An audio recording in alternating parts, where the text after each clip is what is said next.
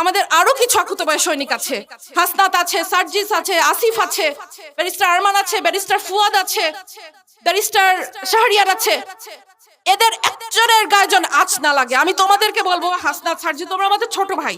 তোমরা মনে করবা যে ড্যাম কেয়ার, নো, বাংলাদেশের জন্য তোমাদেরকে লাগবে, তোমরা ড্যাম কেয়ার হতে পারবা না। তোমরা নিজেদের সেফটির ব্যাপারটা চিন্তা করবা, কারণ বাংলাদেশকে তোমাদেরকে লাগবে।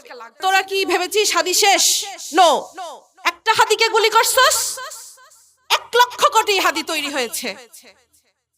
তোরা মনে করছিস ওসমান হাদি শেষ হয়ে গেছে? নো, ওসমান হাদি শেষ হয় নাই, ঘরে ঘরে লক্ষ কোটি হাদি তৈরি হয়েছে। গুলি লেগেছে হাদির আদর্শে, জুলাইয়ের মতাদর্শে। জুলাই শেষ হয় নাই। জুলাই সেদিন শেষ হবে যেদিন ভারতের আধিপত্যবাদ শেষ হবে আমাদের দেশের উপর থেকে, সেদিন জুলাই শেষ হবে। জুলাই শেষ হয়নি, জুলাই সেদিন পর্যন্ত শেষ হবে না। বাসায় বুড়া বাবা মা, অবুঝ সন্তান রেখে আসছি। হাদি শিখিয়ে দিয়ে গেছে, হাদি শিখিয়ে দিয়ে গেছে যে আল্লাহর জিম্মায় সংসার, বাচ্চা কাচ্চা ফেলে রেখে এসে রাজপথে কিভাবে বসে থাকতে হয়, রাজপথে কিভাবে ল্যাটকা মেরে বসে থাকতে হয়, হাদি শিখিয়ে দিয়ে গেছে। হাদি আমাদেরকে স্ট্র্যাটেজি শিখিয়ে দিয়ে গেছে যে তোমরা কিভাবে রাজপথ দখল করবা, কিভাবে রাজপথ না ছাড়তে হয়, হাদি আমাদেরকে শিখিয়ে দিয়ে গেছে। ৭১-এর ১৬ই ডিসেম্বর আমরা বিজয় দিবস পালন করি। আজকে মনে হচ্ছে আমাদের বিজয় আসে নাই। আমাদের বিজয় সেই দিন আসবে যেই দিন আরোরা আমাদের কাছে আত্মসমর্পণ করবে, যেদিন ইন্ডিয়া আত্মসমর্পণ করবে, সেদিন আমাদের বিজয় আসবে। ততদিন পর্যন্ত আমাদের বিজয়ের জন্য আমরা লড়ে যেতে থাকবো, আমাদের জুলাই চলতে থাকবে। সরকারের কাছে আবেদন, এই গ্রামে গঞ্জে শহরে সবখানে ১৫ থেকে ৪৫, বিবেচনা ক্রমে ৫০ পর্যন্ত মানুষদেরকে সামরিক ট্রেনিং দিতে থাকো। কারণ যেই ১০০ আততায়ী ঢুকেছে বর্ডার দিয়ে, এই ১০০ আততায়ীকে আমাদেরকে মোকাবেলা করতে হবে।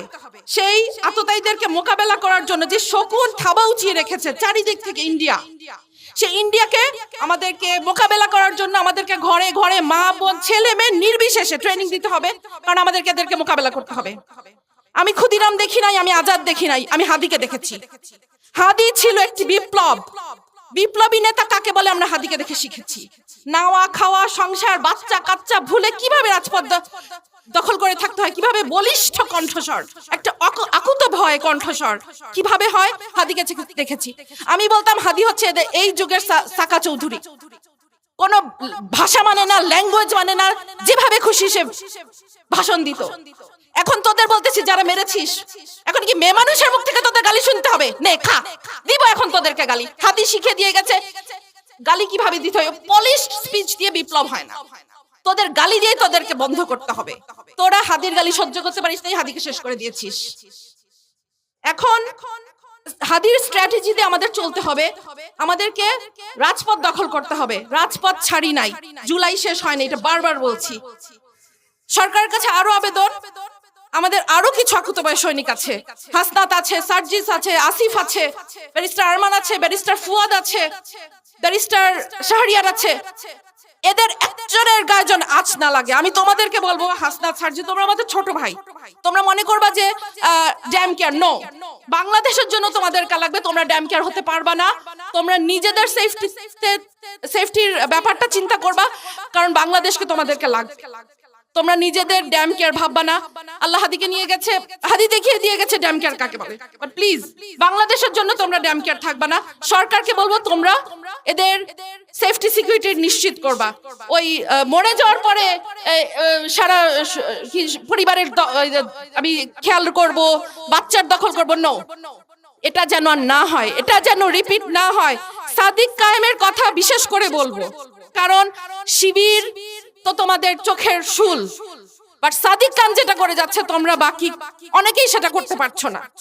আমি সেটাই বলবো যে এই বিপ্লবীদের গায়ে যেন আঁচ না লাগে। যত শত আততায়ী ঢুকেছে এদেরকে এখনই বের করে শেষ করো। একটা আততায়ী যেন তার গুলি উঁচু করতে ধরে না পারে। সবাইকে ধন্যবাদ।